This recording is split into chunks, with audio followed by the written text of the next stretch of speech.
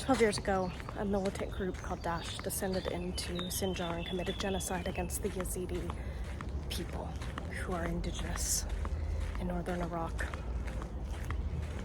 Yazidis will tell you that they have gone through over 70 genocides in the existence of their people.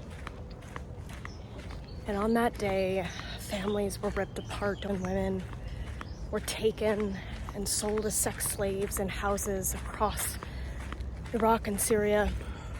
Many of those women could describe the houses that they stayed in. Young boys were taken to militant camps to be trained in a Cubs for the Caliphate. In 2016, I met a woman named Asmer. She was an elder for the Yazidi people, and it's her family that holds protection over the bathhouse in Lalish. Lalish is the sacred site for the Yazidi people. And so many of the women who had either escaped or been rescued from Daesh sometimes would travel to Lalish as a pilgrimage to be rebaptized and restored.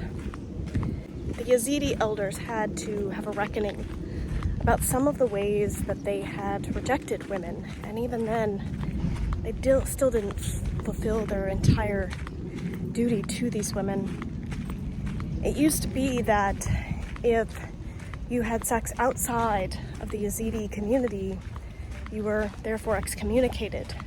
But these women were being raped. They were taken against their will, and the elders had to confront that. The problem remained that many of the women who bore the children of their Daesh rapists were still rejected by the community.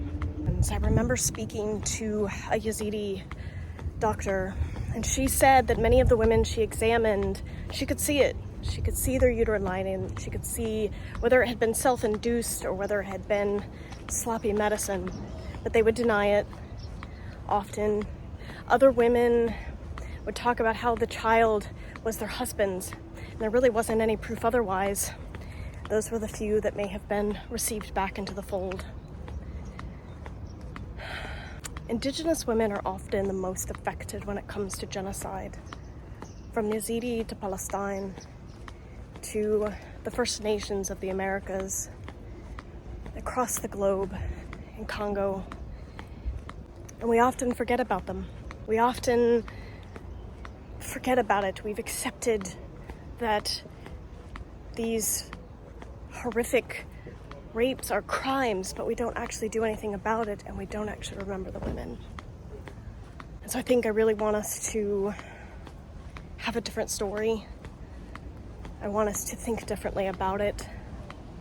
I think it's important for women's stories to be told, to be heard, and it's important for men to hear them, not to have any say in the story, but so that they can confront each other over the horrific culture that they have helped uphold and often create. I think the Yazidi story teaches us something incredibly important, and that is, again, to remember Indigenous women, to hear them, to listen to their stories, and as white culture, to begin to make change. Revolution, revolt, is going to require a heavier hand than what we've been offering. And we need to be loud, and we need to keep speaking out and change the future.